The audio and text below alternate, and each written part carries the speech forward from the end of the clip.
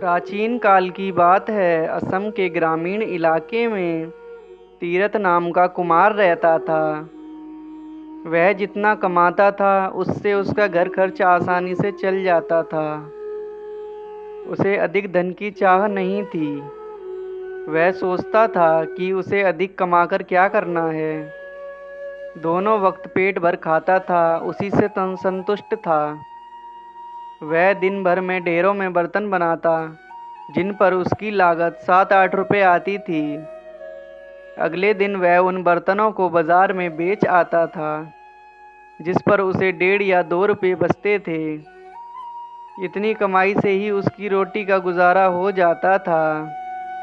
इस कारण वह मस्त रहता था। रोज शाम को तीरथ अपनी बांसुरी लेकर बैठ जाता और घंटों बजाता रहता। इसी तरह दिन बीतते जा रहे थे। धीरे धीरे एक दिन आया कि उसका विवाह भी हो गया। उसकी पत्नी का नाम कल्याणी था। कल्याणी एक अत्यंत सुगण और सुशील लड़की थी। वह पति के साथ पति के काम में खूब हाथ बटाने लगी। वह घर का काम भी खूब मन लगाकर करती थी। अब तीरथ की कमाई पहले से बढ़ गई। इस कारण दो लोगों का खर्च आसानी से चल जाता था। तीरथ और कल्याणी के पड़ोसी यह देखकर जलते थे कि वे दोनों इतने खुश कैसे रहते हैं। दोनों दिन भर मिलकर काम करते थे। तीरथ पहले की तरह शाम को बांसुरी बजाता रहता था। कल्याणी घर के भीतर बैठी कुछ गाती गुनगुनाती रहती थी। एक दिन कल्याणी तीरथ से बोली कि तुम जितना भी कमाते हो वह रोज खर्च हो जाता है। हमें अपनी कमाई से कुछ न कुछ बचाना आवश्यक है। इस पर तीरथ बोला, हमें ज़्यादा कमाकर क्या करना है। ईश्वर ने हमें इतना कुछ दिया है, मैं इसी से संतुष्ट हूँ। चाहे छोटी ही सही, हमारा अपना घर है। दोनों वक्त हम पेट भरकर खाते हैं और हमें क्या चाहिए। इस पर कल्याणी बोली, मैं जानती हूँ कि ईश्वर का दिया हमारे पास सब कुछ है और मैं इससे खूब खुश भी हूँ, परंतु आड़े वक्त के लिए भी हमें कुछ न कुछ बचाकर रखना चाहिए। तीरथ को कल्याणी की बात ठीक लगी और दोनों पहले से अधिक मेहनत करने लगे। कल्याणी सुबह 4 बजे उठकर काम में लग जाती। तीरथ भी रात देर तक काम करता रहता, लेकिन फिर भी दोनों अधिक बचत न कर पाते। अतः दोनों ने फैसला किया कि इस तरह अपना सुख चैन खोना उचित नहीं है और वे पहले की तरह मस्त रहने लगे। एक दिन तीरथ बर्तन बेचकर बाजार से घर लौट रहा था। शाम ढल चुकी थी। वह थके पैरों खेतों से गुजर रहा था कि अचानक उसकी निगाह एक लाल मखमली थैली पर गई।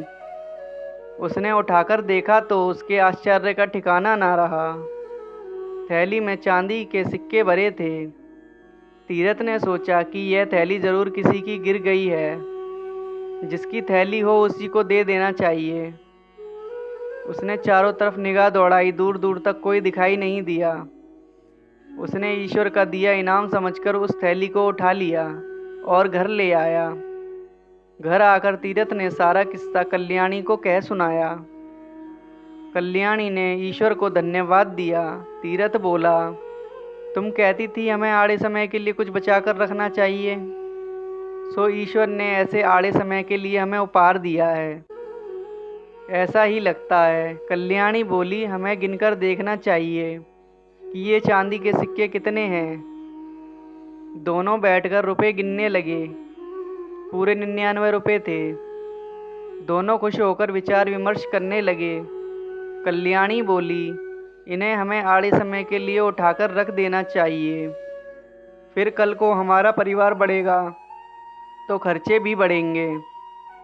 तीरथ बोला, पर 99 की गिनती गलत है। हमें 100 पूरा करना होगा, फिर हम इन्हें बचा कर रखेंगे। कल्याणी ने हाँ में हाँ मिलाई। दोनों जानते थे कि चांदी के 99 रुपये को 100 रुपये करना बहुत कठिन काम है, परंतु फिर भी दोनों ने दृढ़ निश्चय किया कि इसे पूरा करके ही रहेंगे। अब तीरथ और कल्याणी ने दुगनी चौगनी मेहनत करने से काम शुरू कर दिया। तीरथ भी बर्तन बेचने सुबह ही निकल जाता, फिर देर रात घर लौटता। इस तरह दोनों लोग थक कर चूर हो जाते थे। अब तीरथ थका होने के कारण बांसुरी नहीं बजाता था, ना ही कल्याणी खुशी के गीत गुनगुनाती थी। उसे गुनगुनाने की फुर्सत ही नहीं थी, ना ही वह अड़ोस पड़ोस या मोहल्ले में कहीं जा पाती थी। दिन रात एक करके दोनों लोग एक पैसा जोड़ते थे। इसके लिए उन्होंने 2 वक्त के स्थान पर 1 वक्त भोजन करना शुरू कर दिया। लेकिन चांदी के 100 रुपये पूरे नहीं हो रहे थे। यूं ही 3 महीने बीत गए। तीरथ के पड़ोसी खुसर फुसर करने लगे कि इनके यहाँ ज़रूर कोई परेशानी है, जिसकी वजह से ये दिन रात काम करते हैं और थके थके रहते हैं। किसी तरह 6 महीने बीतने पर उन्होंने 100 रुपये पूरे कर लिए। अब तीरथ और कल्याणी को पैसे जोड़ने का लालच पड़ चुका था। दोनों सोचने लगे कि 100 रुपये से क्या भला होगा, हमें 100 और जोड़ने चाहिए। अगर 100 रुपये और जुड़ गए तो हम कोई व्यापार शुरू कर देंगे और फिर हमारे दिन सुख से बीतेंगे। उन्होंने आगे भी उसी तरह मेहनत जारी रखी। इधर पड़ोसियों की बेचैनी बढ़ती जा रही थी। एक दिन पड़ोस की रम्मो ने फैसला किया कि वह कल्याणी की परेशानी का कारण जानकर ही रहेगी। वह दोपहर को कल्याणी के घर जा पहुंची। कल्याणी बर्तन बनाने में व्यस्त थी। रम्मो ने इधर उधर की बातें करने के पश्चात कल्याणी से पूछ ही लिया, बहन पहले तुम रोज शाम को मधुर गीत गुनगुनाती थी, आजकल तुम्हारा गीत सुनाई नहीं देता। कल्याणी ने यूं ही कहकर बात टालने की कोशिश की और अपने काम में लगी रही, परंतु रम्मो कब मानने वाली थी।